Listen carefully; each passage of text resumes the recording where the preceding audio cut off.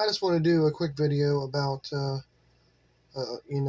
democracy versus authoritarianism, and why democracy is the most important issue in the 2024 elections, whether it be state or federal. And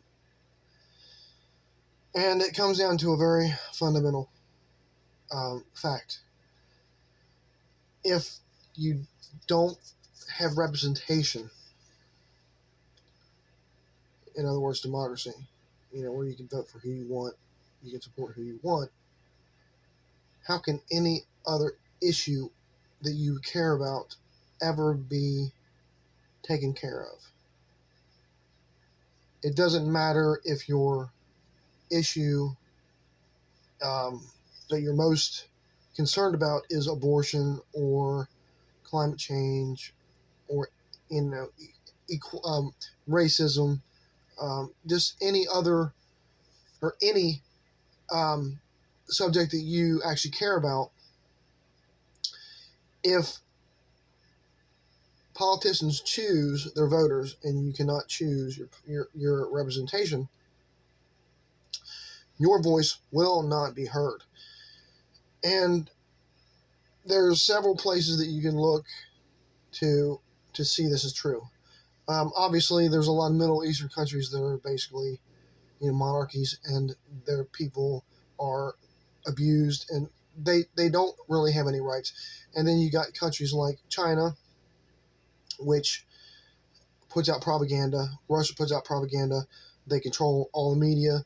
They, journalists constantly meet with gruesome ends, fly out windows, kill themselves, die mysterious deaths. This stuff happens because they are speaking out against the power, that's ruling the country. And that's also true in Russia. Obviously, Vladimir Putin, they made it illegal to even protest the special military operation, which is obviously a war. There was people that's holding up just blank pieces of paper, They're getting arrested and they're getting convicted. They're being put in jail for like 7 to 10 years. And so this is what should concern anybody who wants to move forward as a species and believes that we are on the wrong path when it comes to climate, voting rights, abortion rights, just basic fundamental rights, voting rights. I mean, you can name 100 different things that you care about, and it doesn't matter how passionate you are. It doesn't matter how well-intentioned you are. If you're voting for anybody but Democrats this time around, and I'm not just talking about the president, because if we don't get the House and the Senate, we cannot implement change. We cannot codify Roe versus Wade. We cannot get rid of Citizens United. We can't do the things that us as liberal Democrats or even moderate Democrats want. Our agenda, like my agenda, because I'm not a woman, obviously. I mean, I obviously care about abortion. And I think it's an absolute travesty that they took the rights of women away to choose their bodily autonomy. That is fundamentally a fact. But my most pressing issue, well, there's two. One of them, well, actually, I take that back. There are several. I'll just name them because I'm not even sure. I'll name them and I'll figure out who there is. Okay, one of them is education. That's fundamental. The Republican Party has had a war on education since Ronald Reagan, and we are reaping what we're sowing. We see all these people that are misinformed. The stuff these Trump supporters say and believe is fact is absolutely troubling. I mean, it's really, really disturbing to me to see the crazy conspiracy theories that are out about Democrats and Trump, and I mean, just everything. That's one, is education. Two, I have a very big concern about the environment.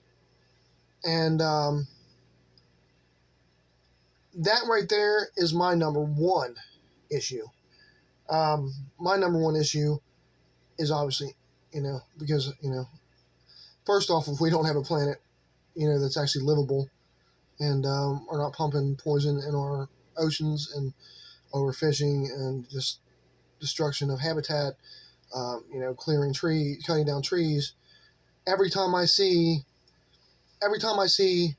somebody clearing a forest for a new development, it hurts me. It literally hurts me. It hurts me in my bones. It hurts me fundamentally in my being. It hurts me to the deepest level it could possibly hurt me, because I'm a bleeding heart. I love happy stories. I love, when you see people doing the right thing. I love, when things go right and when things are changing for the better. I love that stuff. I like comedies, and I like things that are happy, and it's because that's the only way that I can get by, because of all the horribleness in this world. But every time I see somebody destroying our land, it just kills me. And then to see, a bunch of a population in the country that doesn't believe that it's a problem, disturbs me. But let's see, I mentioned education. I mentioned environment, obviously. Let me think here. And another one is voting rights. Um, Voting rights are very important. And then misinformation when it comes to media, and the lack of accountability for companies allowing it to penetrate or permeate, however you want to put it, our consciousness, and infect the voters of this country,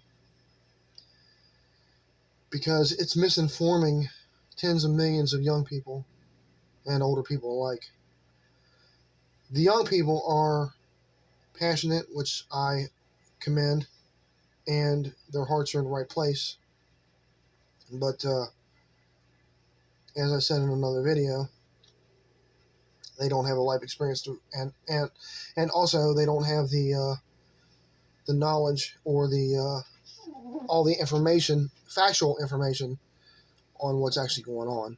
So, but the only way you're ever going to make this a more perfect union, where we can actually move forward as a species and as a society, and move away from destructive practices that we partake in to keep up our way of living. There's only one way that we can combat this, and we're not doing enough, regardless. And obviously, Joe Biden has done what he could, because of the Republicans and some turncoat Democrats that blocked several things that he wanted to do for climate change and infrastructure, voting rights. The list is long of what they kept him from doing, even though he's done a lot.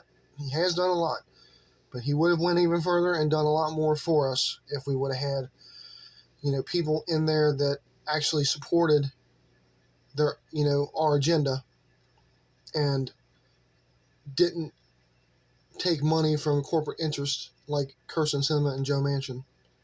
So, but that's all I'm going to go into this video. Thank you very much for watching. Like and subscribe. Cherish your family. Have a nice evening, and goodbye.